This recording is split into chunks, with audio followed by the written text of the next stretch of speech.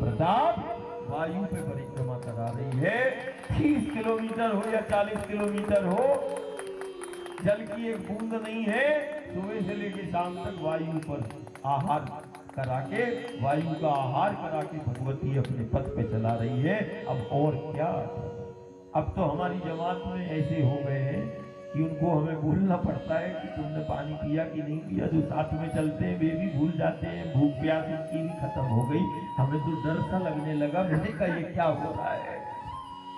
ऐसे जमात में वो निष्काम भाव,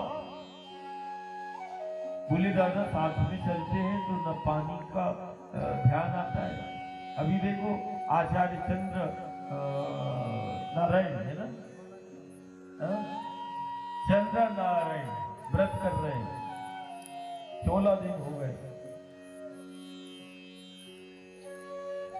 ऐसे ये सब जीव मूर्ति बैठी, हमारे मोनी बाबा बैठे, सब बैठे, अच्छा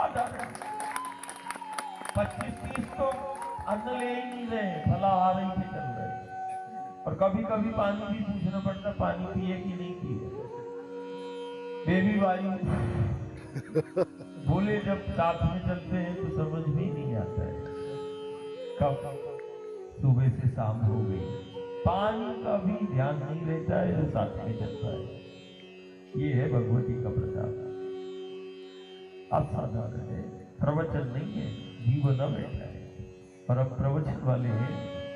हमने जितना दिया है हम उतना गांव भर को बताने का प्रयास हम रोज करते हैं कि देखो हमें शक्ति प्राप्त है। ये सिद्धियों का काम नहीं है, ये तंत्र मंत्र का काम नहीं है। ये तो वो भगवती है कि ब्रह्मांड में कोई ऐसा तंत्र नहीं, कोई ऐसा मंत्र नहीं और कोई ऐसी सिद्धियां नहीं जो इसके पद पे ना हो। ये तो सिद्धियों के मूल में। और जगत में क्या था, कोई भी मंत्र ले आओ, तुम तो बैठ जाओ, इससे सब सिद्ध हो जाए और सब सिद्ध हो जाता है। ये तो बहुत अच्छा है कि नहीं? बहुत अच्छा था, थोड़ा मुस्कुराओ।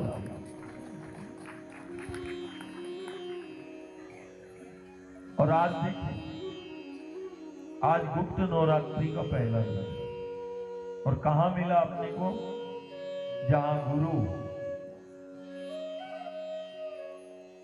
और शिष्य का मिलन हुआ। आद्य गुरु के स्थान पर होते हैं। किस स्थान पर है? आद्य गुरु, जहां शंकर सब लीला करते हैं। शंकर ने जहां सब लीला करते, और बैठकी का वो दिन है, गुप्त नवरात्रि का पहला दिन है। असाधारण योग हमें मिल गया। गुप्त नवरात्रि के पहले दिन ही ये वो वन है हीरापुर का, जैसे अभी अपन वहां केर पानी के जंगल से आए हीरापुर तक, ये दुनिया की सबसे असाधारण पर्वतमाला है। विंध्य असाधारण पर्वतमाला है। ये वो पर्वतमालाएं हैं, यदि तुम इसकी निकटता में आ गए तो तुम घर क्या, तुम तो दुनिया को जला लोगे। वो सामर्थ्य है पर्वतमालाओं में, इतनी शक्तियां विराजी हैं, जिसका प्रमाण गीता जागता आद्य गुरु शंकराचार्य हैं कि दुनिया को बता दिया। यही विंध्य ये पर्वतमालाओं में भ्रमण करके अच्छा था। हमें तो बस ध्यान को केंद्रित करना है, एक ही नहीं। तो आज ज्यादा संवाद नहीं होगा। आज मैया का पूजन करते हैं, आरती करते हैं, और बढ़िया मैया का प्रसादी लेना। हाँ, और फिर आज थोड़ा विश्राम हो जाएगा, है ना? देखो सब अब गुप्त नवरात्रि का अर्थ में थोड़ा आज गुप्त में बैठ जाऊंगी, कल सब खोल, सप्तमी के दिन सब खोल दूंगा।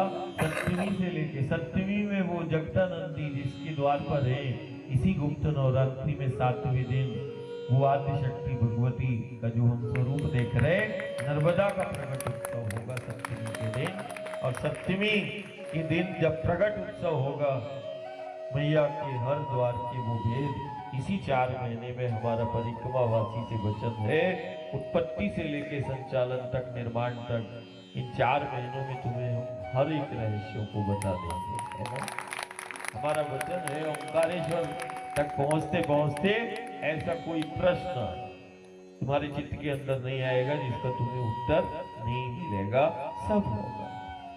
बहुत धैर्य को धारण करके हमें चलना है ना। हम तो शक्ति आराधना पर ध्यान है और ये निश्चित मान के चलना कि वो कब देवी भगवती, अब मैं पढ़कर तो बोलता नहीं है ना, मैं पढ़कर बोलता नहीं, मेरे लिए तो वेद भी भगवती माँ है, पुराण भी माँ है, ज्ञान भी माँ है, भक्ति भी माँ है, शक्ति भी माँ, सब मेरा क्या है, माँ है।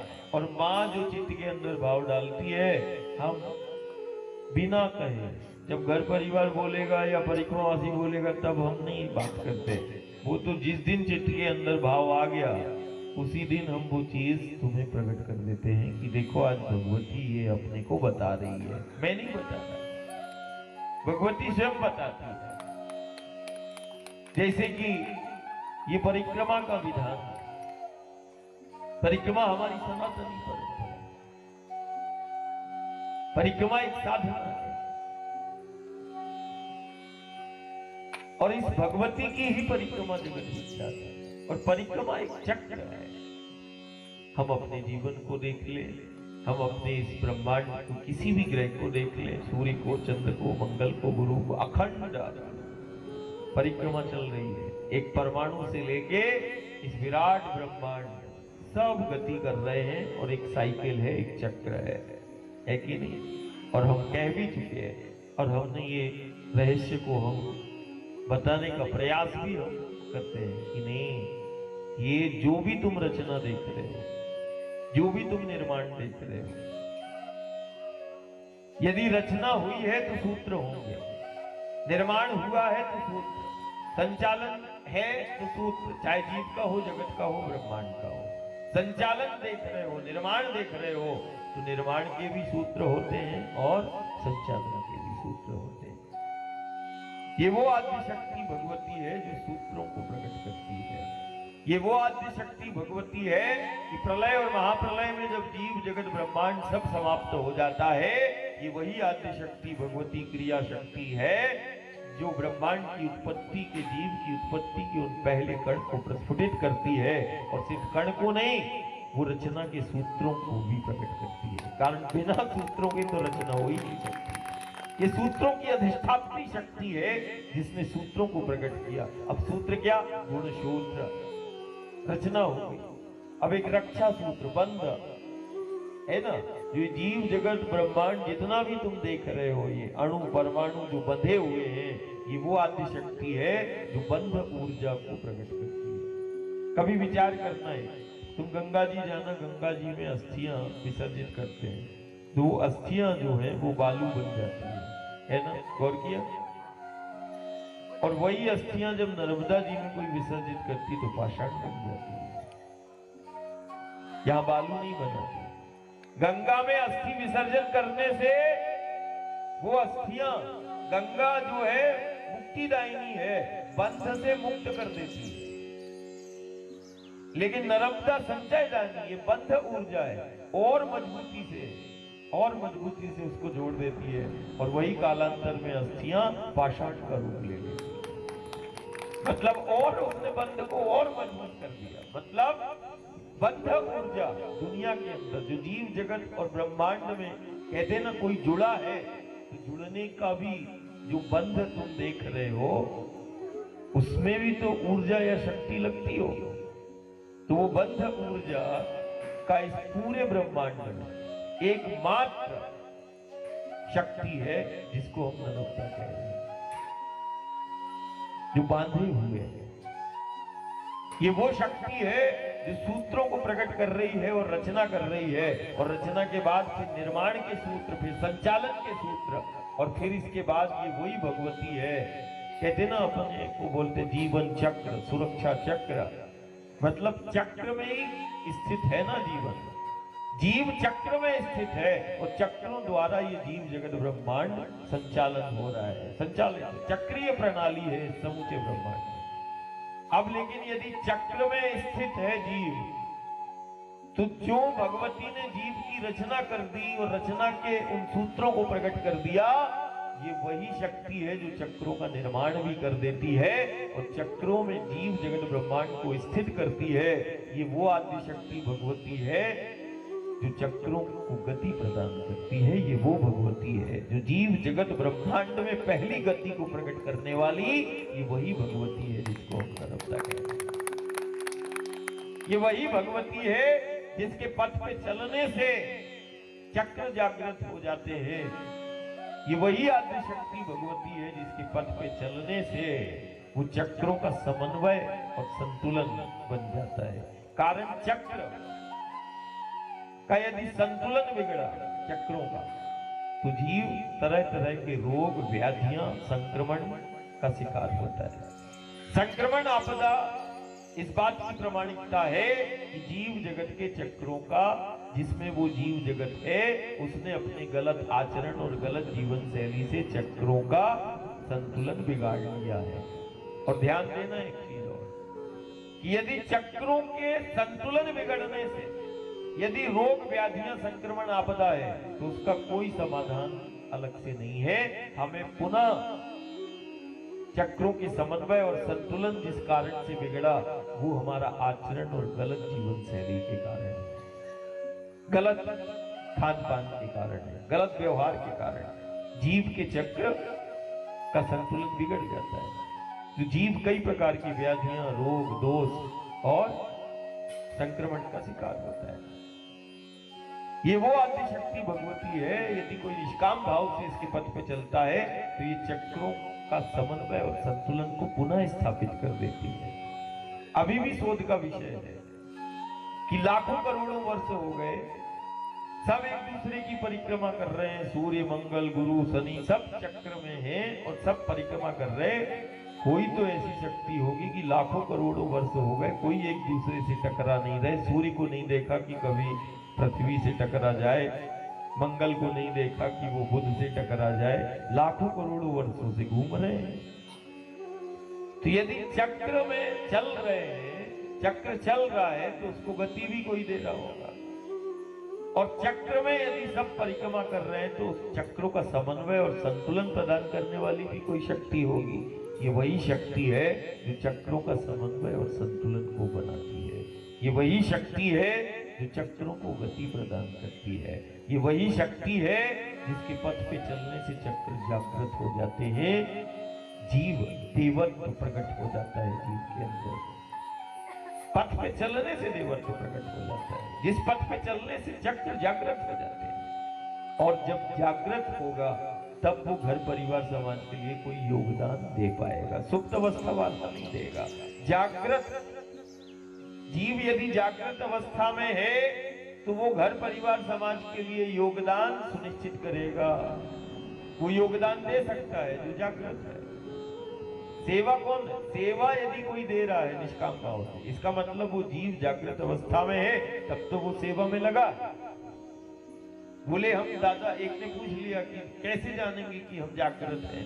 मैंने कहा जब तुम कामना और इच्छाओं से मुक्त होकर जब तुम्हारे जीवन में सेवा आए तो समझना कि तुम अभी जागृत अवस्था में हो। कारण जागृत अवस्था में ही सेवा कर सकते हो, है ना। इसके लक्षण अपन देखे कि नहीं, कैसे हम समझेंगे? जब कामना और इच्छाओं से मुक्त सेवा होती है तब समझना कि तुम जीव वो जागृत अवस्था में है। तभी तो बिना किसी कामना और इच्छा के, बिना किसी मान प्रतिष्ठा के वो निष्काम भाव से उस सेवा में लगा है, तो वो जीव जागृत अवस्था में है। और जब वो जीव जागृत अवस्था में है तो वही समाज को, घर परिवार को दिशा दे सकता है और समाज में बदलाव ला सकता है। और एक जागृत व्यक्ति ही घर परिवार समाज को एक कर सकता है।